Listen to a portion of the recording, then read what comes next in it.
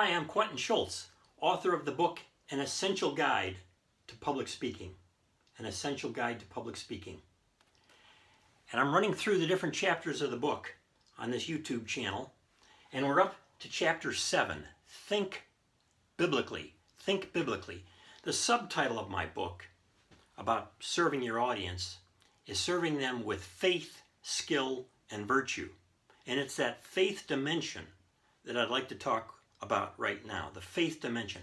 I come at this as a Christian, anchored in the Christian tradition, with certain Christian understandings and assumptions about things.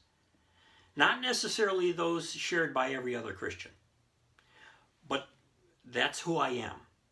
And so I think biblically as a Christian about such matters. So what I want to do is cover only 3 parts. There's much more in the book.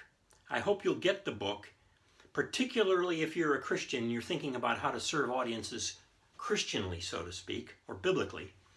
But I want to talk about Scripture, I want to talk about a comforting voice, and I want to talk about a critical or challenging voice and how we approach our speaking.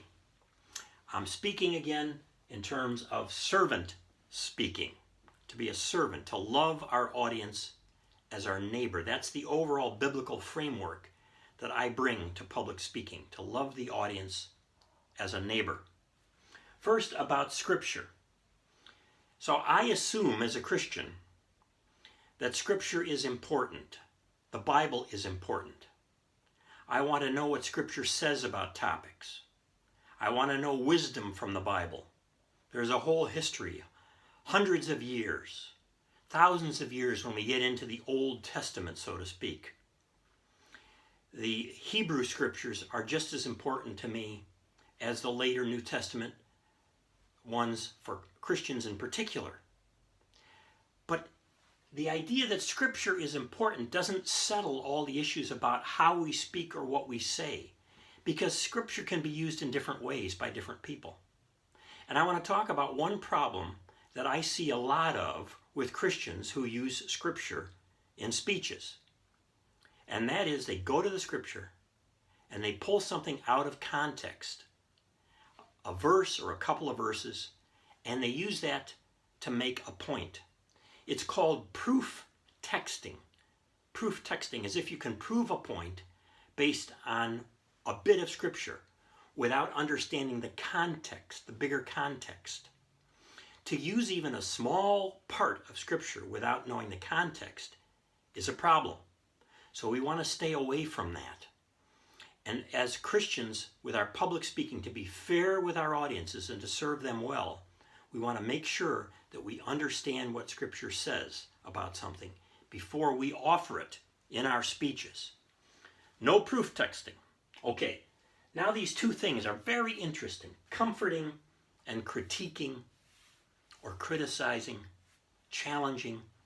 2 different ways of thinking biblically about how we approach a topic.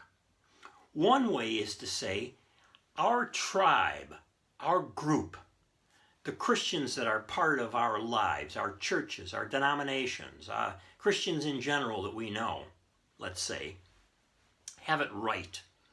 And what we're going to do in our speech is to confirm that they have it right. We're going to comfort them. We're going to speak to them in a way that says, informing or persuading, this is right, stay with it. So we're in tune with you, and that's how we're approaching it. This kind of comforting is called a priestly voice, as in a priest. Okay? You got it right. It's good. This is important kind of public speaking within the Christian tribe or the Jewish tribe or any religious tribe, or any group, like a company. We could say that there is a priestly voice within a company that says, the way we're doing this, producing our products, selling our products, treating our audiences well, this is good. Okay, so that's one approach. A second one is a kind of critique. I could use the word criticism, but that sounds kind of nasty. I'm talking about a critique. So we look at a particular situation and we say to ourselves, things are not right here.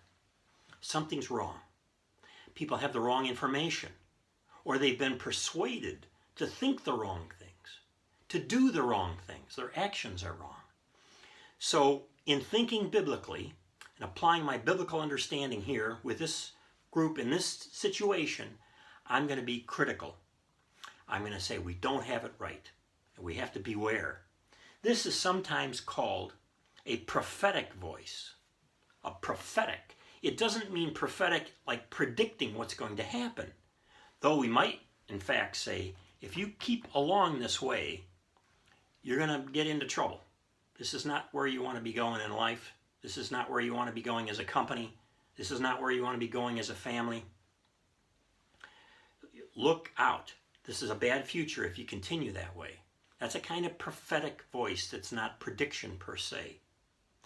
So we approach as servant speakers the use of the gift of speech with Scripture in mind to help guide us, give us the wisdom and the direction, the truth along with the wisdom. But we do it sometimes to comfort, to say we've got it right and we're headed in the right direction, and other times as a kind of critique to say we don't have it right. We need to change gears, and I'm going to help you as a speaker do that. I'm going to offer a prophetic kind of voice, critical, out of love, speaking the truth in love. So these are some of the elements that I think about in chapter 7, though there's much more there, about how to think biblically as we approach servant speaking. You can do this. Thank you.